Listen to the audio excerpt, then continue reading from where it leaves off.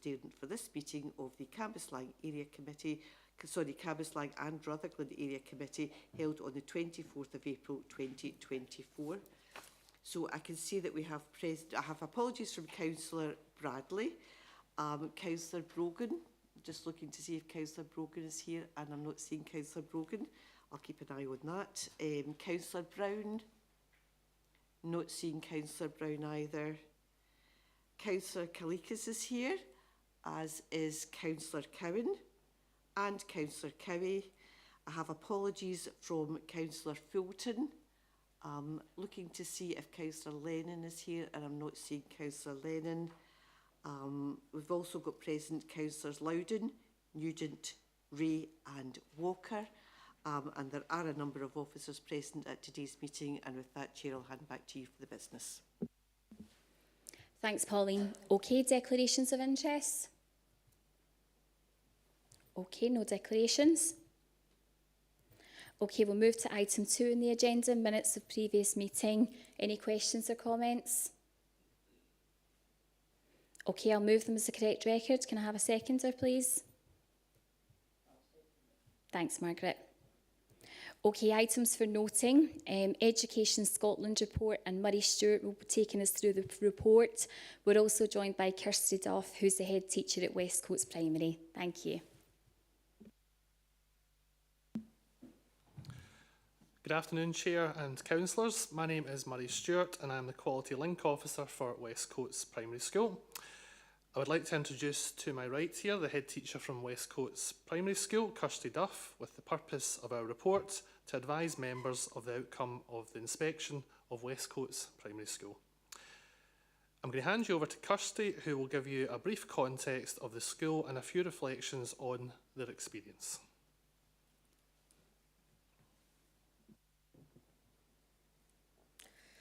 Good afternoon, Chair and Councillors. Westcoats Primary School is a non-denominational school located in Cambuslang, South Lanarkshire, and is part of the Cathkin learning community. I have been in post as head teacher of Westcoats Primary since August 2023, and at the time of inspection was supported by 2 deputy head teachers and a principal teacher. At the time of inspection, the school roll was 397 children across 15 classes. Attendance figures are in line with the national average. A majority of children live in Scottish Index of Multiple Deprivation areas 7 to 10. Just over 25% live in decile 10. Free school meal entitlement is 7.3%. This is well below the national average. Since taking up post in August 2023, the school has prioritised improving engagement with parents and the local community, improving attainment, particularly in writing, and broadening children's experiences.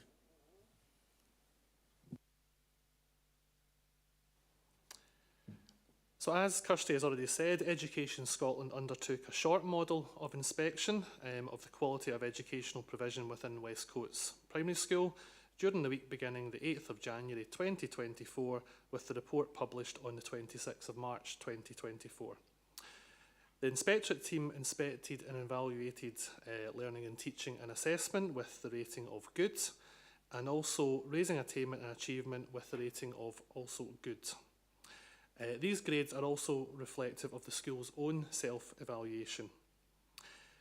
You will see from the inspection findings that HMIE found the following to be of strength of the school.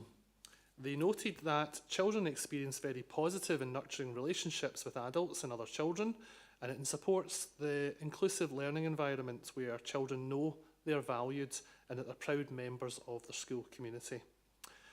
The head teacher has led the staff team successfully to improve links with parents and the wider school community, and this approach has impacted positively on the attendance, which we'll talk about a little bit later on, and the quality of children's experiences. Teachers have worked well with senior leaders to ensure children make better progress in their learning, and this is leading to improved outcomes in writing and for children who require additional support needs within their learning. In addition to these strengths, the inspectors also noted the following during their visit. So under 2.3 learning, teaching and assessment, they commented that teacher instructions and explanations were very clear and that teachers would surely routine the purpose of activities with children and the steps that need to be successful.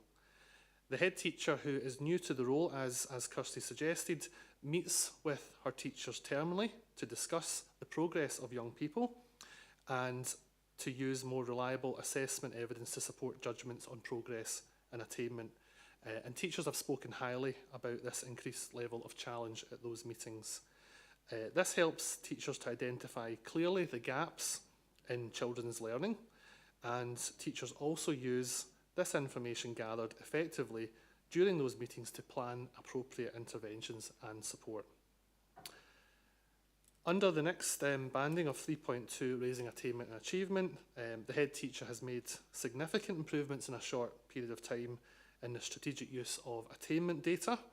And again, this has allowed a greater depth to be undertaken through children's attainment in literacy and numeracy, which the rating was also good. Across all stages, children exceed national expectations among a few of those. Attainment is strongest in listening and talking, with almost all children on track to attain expected levels this session. As a result of targeted interventions with key groups, early indications are showing that those targeted interventions are beginning to have a real positive impact. Approaches to raising attainment of children with additional support needs demonstrated a wide range of universal, targeted and intensive support in place. And as a result, most children with additional support needs are making very good progress from prior levels of attainment.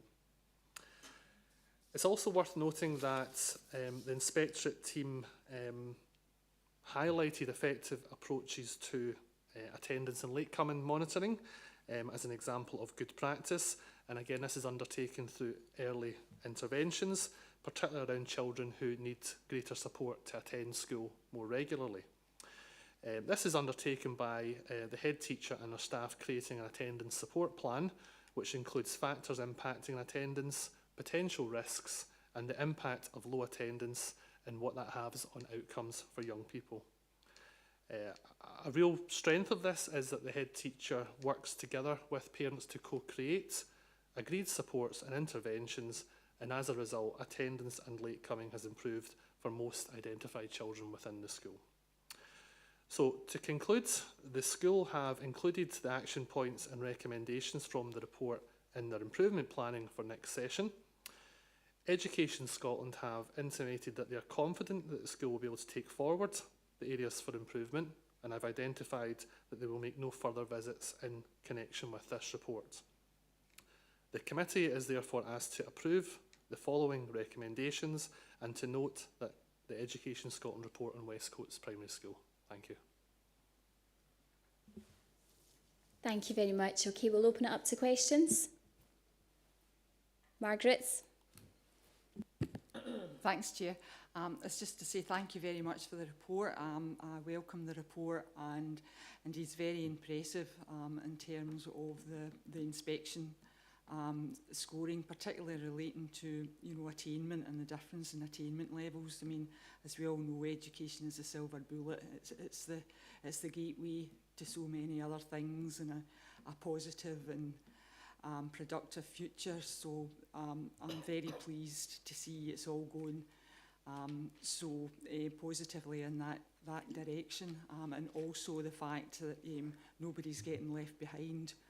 We're doing skilled targeted work with people so that everybody has got access to the same opportunities. So thank you very much for the report, and congratulations.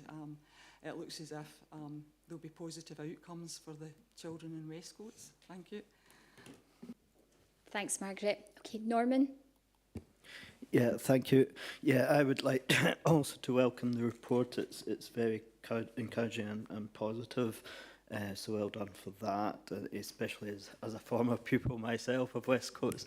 It's always encouraging to see that it's doing well. Thank you. Thanks, Norman. I won't make any jokes about how recent that was, okay? That would just be in poor taste, and you could just say it back to me. Thank you very much for the presentation today, and congratulations on the report. Please pass that on to the staff. Thank you for the presentation, Murray, and thank you for coming along today, Kirsty. Are we happy to note the report? Thank you.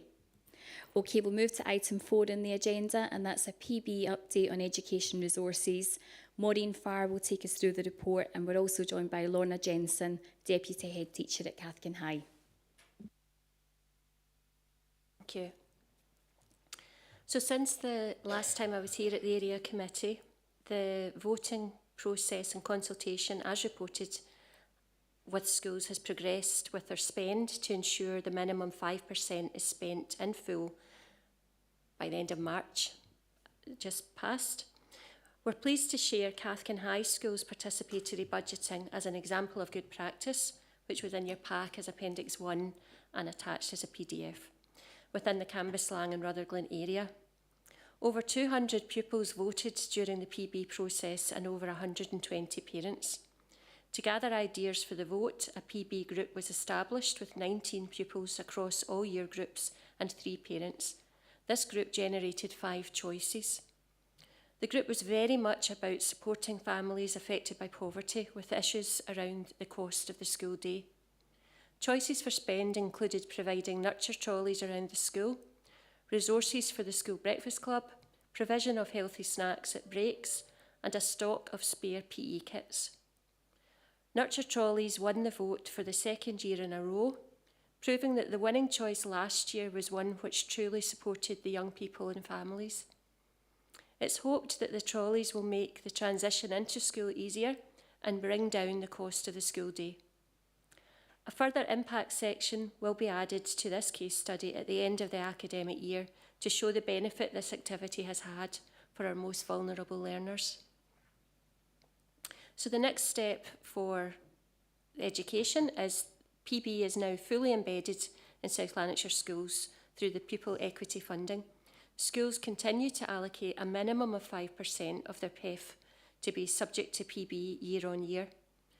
Optional PB training is planned for August for schools who have new PB leads or need a refresh. Following the voting that will happen in the new school year, Education Resources will provide area committees with the following: a summary report of each school's PB outcome, which will be available late October, early November, and local authority and area analysis report of this. Case studies of the school activity which has had particular impact or success will be ongoing throughout the year.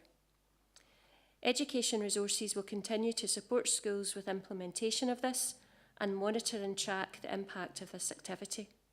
Findings will inform any future PB activity within Education Resources.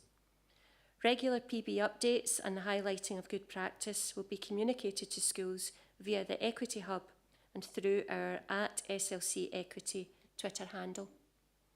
So I would be delighted to pass any questions to Lorna Jensen, who is responsible for doing the participatory budget at Cathkin High and is joining us here today. Thank you. Thanks, Maureen. Okay, we'll open it up to questions. Margaret? Hiya, thanks, Carol. Just want to say I know how popular these are. I've got children in the high school, and they are very popular and they're well used. And it's very impressive that we got so many people to take part in the exercise, because sometimes it's really difficult to get parent participation and children. So congratulations to all. Thanks, Margaret. Okay, Katie? Good afternoon, everyone. Thanks, Carol. I just wanted to add very quickly as well, I think this is a fantastic example of PB in action, and thanks very much for giving us this overview. I'm most pleased to hear about how this is going to be used as an example of best practice and shared as well. I think that's a really powerful tool for all schools when they've got the opportunity to use resources like the Equity Hub to share good practice with each other on that sort of different levels of formality like that. And I'm sure this is something that other schools will be looking at, given the success of this scheme for 2 years running now as well with the nurture trolleys. It'd be really interesting to hear a bit more at committee about the impact assessment of this and sort of similar schemes in other schools once that's been completed later in the year. Thanks. Thanks, Katie. Okay, I don't see any other questions. So once again, it's a really positive report. It just warms your heart. I feel as if I say this all the time, but it does. And, you know, the buy-in is superb and you really nailed it, you know, and it's like really professionals at that. So as Katie said, it's like it's great to see the work, really good. Do you want to come in on something there? Thanks, Lorna. Good afternoon, Chair and Councillors. It was just to say thanks for your feedback. It's been a really great hands-on approach to PB. And I think what's lovely is that the children have had a say this year, having done it last year, on what items in the trolleys that really helps and ones they'd like to see more of. What we haven't captured on here is a wee change as well we did this year in the, as part of the kind of leadership offer for senior school. Sixth years nurture ambassadors took the responsibility for stocking of the trolleys and promoting them throughout the school as well. So it's also supported our kind of leadership offer within the school as well. So thanks for your positive feedback. Thank you. That's great. Thanks so much. Okay, we're happy to note the report? Thank you. Okay, we'll move to item 5 on the agenda, items for decision, and it's Can Do Community Challenge Fund, and Jen Kerr is going to take us through the report. Thanks, Jen. Hi, everybody. Thank you. I'm Jennifer Kerr, the Community Engagement Manager.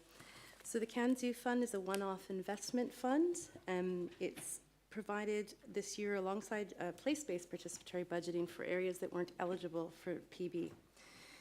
Organisations in the area could apply for up to £10,000, and we ran the application period between August last year and January of this year. We received 3 applications in total for this area. Unfortunately, 2 were ineligible, also had applied to the PB programme as well. They were in the other area, so they had to be discounted, which left 1 application for the bowling club, Kirkhill Bowling Club. All applications were assessed and scored by a panel of independent members of our team who kind of knew a bit about the organisations in the area.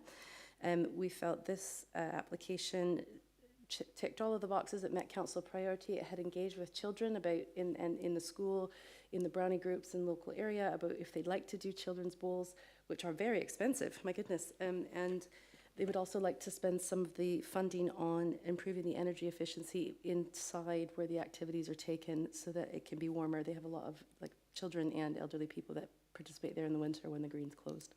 So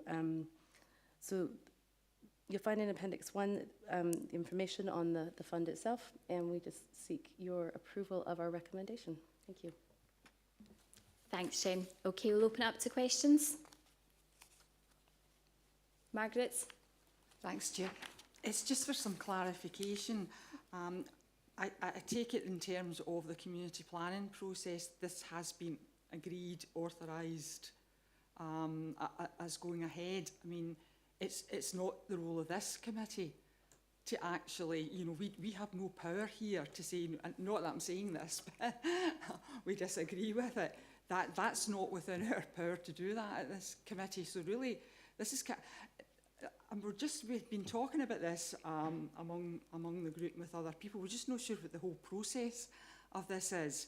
I mean, it comes through the community planning structure, so therefore it is approved by the Community Planning Board. It's not approved here, it's noted here. I'm sorry, I hope that doesn't sound pedantic, but I think it's probably important to have that clear.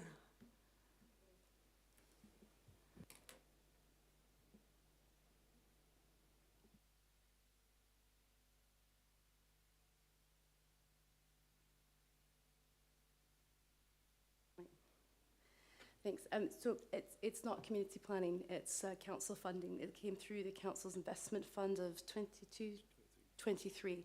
So, well, same with participatory budgeting, place-based participatory budgeting. While we support community planning areas of priority, it is a council fund and it's council activity. So we present here to the council, to councillors to make the decision. So the authorisation for the funding came from a committee. Just to clarify the governance line, it is council funding and it's a council activity. Yeah, yes, please. Thanks, Jen. Okay, Roberts. Yes, thanks very much, Chair. The most obvious point about this one is the small take-up from Cambuslang and Rutherglen. 9,000 out of 200,000 seems to be, raise a number of questions as to. I know there's a couple that applied from other areas that weren't eligible to get it, but can you cast any light on why there's such a small take-up from this area? Is there a problem of knowledge to people? You'd have thought they would jump at an opportunity like this. Is there some other problem with it, just putting the information round, or some other capacity building thing? What's the background to the low take-up from this area? Jen? Thank you. Yes, there is an issue with take-up of funding in general in this area. We also had, around a similar time, the Wellbeing Fund opened that was managed by VASLAN through the Health and Social Care Partnership. We likewise had difficulty getting applications in the area, and actually members of our team ran a sort of information event to encourage more applications to come from the area. I don't know if it's just there isn't as much need, or is it that there's not as much capacity. So we're kind of looking into why, but we do go out proactively and try to encourage when there's public funds available in an area to encourage more applications for them. We're thinking about asking some of the other other types of funders like the lottery and stuff as well, if they're having a similar experience, or if it's just the public funds that have gone out, just to see why that might be. Sometimes it can be capacity, sometimes it can be the structures. So if it's very informal and it's a lot of volunteering and volunteer-led, they're maybe not eligible for other bigger types of lottery funds, things like that, not constituted right, or something. So yeah, we should be looking into it. We've kind of noticed it as a trend. Like I said, we had to do an additional session to advertise the other fund that was going on at the same time as well. It's certainly not a lack of need, if I may say so, that in the area, or anybody's account, rather than Cambuslang has got as much need as any of the other areas. So I do think it's something we need to look at. I seem to recall, as you touch on, that this was something that arose on some other forms of grant as well in the past, that there'd been a bit of a limited take-up from this area. And I just wonder if it's something we should just keep a kind of close eye on and see if we can do a bit more to encourage it. I mean, I don't think councillors, for example, were asked to push this particularly around their areas. And it might be that involving of us as local councillors a bit more proactively might have achieved something more on this particular one. I certainly know that if I was aware that there'd been a lack of opportunities here, I'm sure there's one or two organisations I could have pushed it out to. I'm sure that applies to colleagues as well. Okay, do you want to come back in there, Jenny? Okay, great, thank you. Okay, Margaret? Thanks, Carol. Just looking at this, I know it's for people who can't access PB money, but like the grant awarded like 9,000 people, community groups that can access PB money, we would never get that amount. You know, community groups wouldn't get that amount. Sometimes you only get £500. It puts community groups at a bit of a disadvantage. If groups are getting like nearly £10,000 and being excluded for applying for this because they can get PB money, which is a whole lot lower. Okay, thanks, Margaret. Jen? This is a one-off fund that was provided at the same time as the additional 200,000 for participatory budgeting in to balance out the fairness, actually, for the people the areas that weren't in the priority areas. At the same time, we ran £80,000 just for Cambuslang and Rutherglen in participatory budgeting, almost all of which was given out the same financial year. So some people did want more, and some people did take a bit less. So in terms of PB, in total, the area received lots of funding for that as well, and its fair share. But yeah, this one was just open to anyone. It wasn't, it was for the other areas, and we just didn't get a lot of applications for it, which is a shame. Yeah. Thanks, Jen. Okay, thank you for the report. Do you want to come in? No? Okay. So thank you for the report. Are we happy to approve the recommendation? Okay, can I have a seconder, please? Thank you. Okay, we'll move to item 6 on the agenda, and that is the community grant applications. We have 3 grants for approval. Any questions or comments? Happy to approve the recommendation? Great, thank you very much. Okay, item 7. We don't have any items of urgent business, but Pauline will be sat beside me cringing at this very moment because if you're not aware, Pauline is retiring. She's retiring at the start of next month, and this is Pauline's last ever committee. So personally, it's been lovely to work with you, Pauline. I'm sure we would all say that. We will miss you. The council will certainly miss you. But you go and enjoy yourself and say yes to everything. Thank you so much, Pauline. Thank you. Thank you very much. Take care, everyone. I'll close the meeting now. Thank you.